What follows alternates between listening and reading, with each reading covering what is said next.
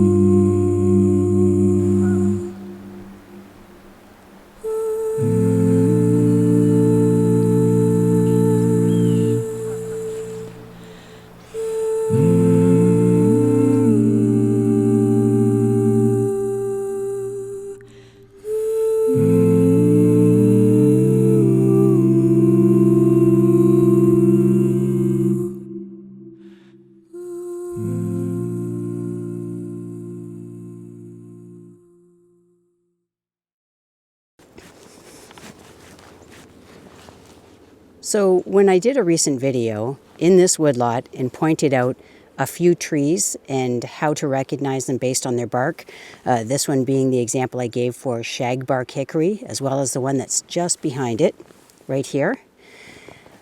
It surprised me the number of individuals who commented and said that they really appreciated that because they are interested in identifying tree by its bark. Well, here's another quick little hint. I have given it before, but I'm going to give it to you in this video and, just add it to your repertoire of how to identify trees during the season when they don't have leaves to help you out with that. So in this particular example, I'm not going to point out tree bark per se. I'm going to point out the arrangement of the branches. So when you have a tree that has opposite branches, so here's what I mean by that. They come out opposite to one another versus other trees where their branches are staggered or alternate.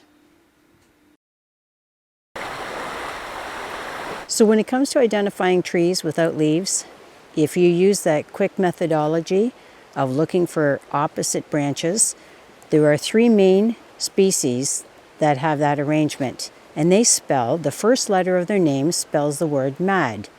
Maple, ash, dogwood.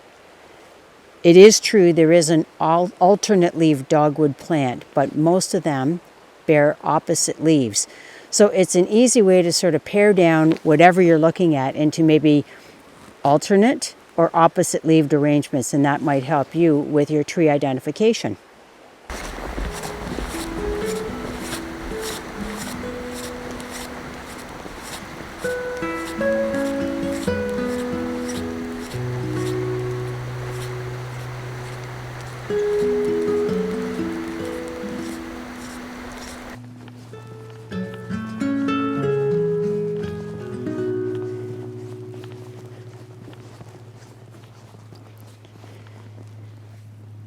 Yeah, it's just beautiful out here.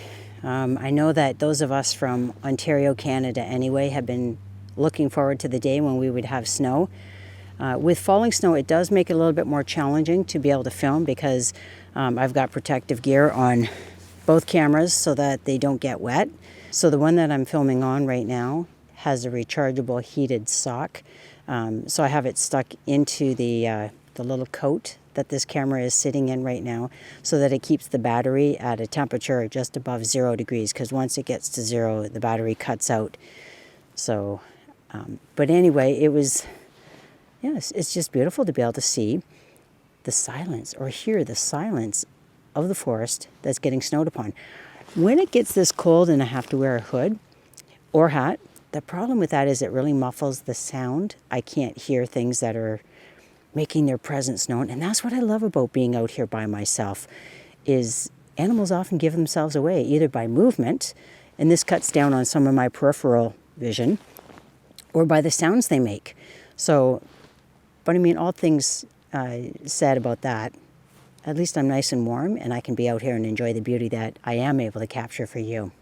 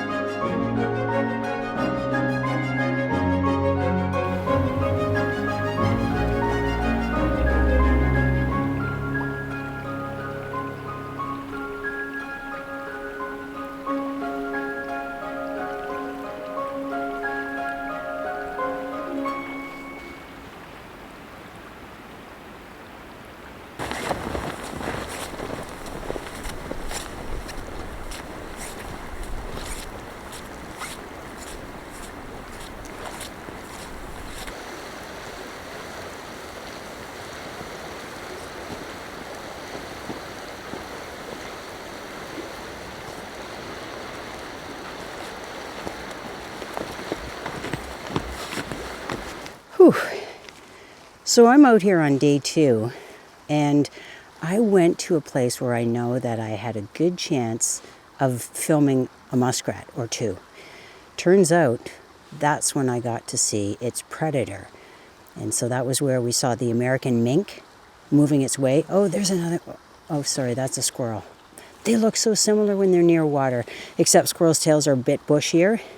And you don't expect squirrels to be hanging around the water as much as you do mink. And mink actually plunge in as they swim in pursuit of prey. So anyway, that was really cool to see. The mink caught sight of me and it tried to avoid me by hanging out a little farther away. And I figured, okay, I got enough footage that it's okay to just move on and let it continue on. But it was probably pursuing the population of muskrats that I was hoping to film. So I didn't get any of that action for you. I didn't get any muskrat action today, and it's probably because they're aware. So anyway, we're out here on another snowy day. Temperatures are still about minus 16 degrees Celsius. I guess we have a warming trend in another 4 or 5 days. So this is the way that it is right now, and it's beautiful. I'm so glad to be able to show you some snowy footage.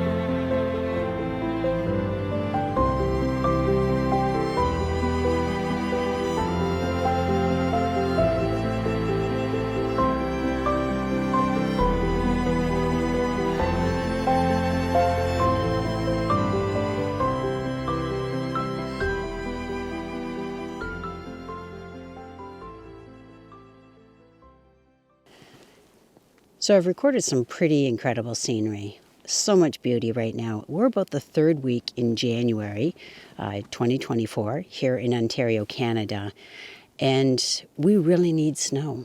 So this is great that we've had snow pretty well the last, few days. Every day I've brought the camera out, it's been snowing. The reason we need snow is snow blankets the earth. And the animals that are living below the earth or burrow into the snow are protected from the very cold temperatures like that which we received, just about a week ago, where it was minus 25 to minus 30 degrees Celsius. So now the temperatures are in the range of minus 15 to minus 20 degrees, depending on the time of day and the wind chill. We also need snow, not just to protect the ground and the ground-dwelling animals, but it's also because it adds moisture to the soil, and that sets us up for a better fire suppression when that dry season starts up in the summertime. 2023 was the worst fire season here in Canada, probably since they started accumulating records. So we really need snow. We didn't have a lot of snow last year, and we really need snow in order to saturate the earth. And that gives it a much better chance of being protected with moisture in the ground when fire season with thunder and lightning, when lightning strikes trees and hits the underbrush, and that ignites a fire naturally. So if we have moisture in the soil, then that gives it a better chance of not igniting. So anyway, this is beautiful. It's functional.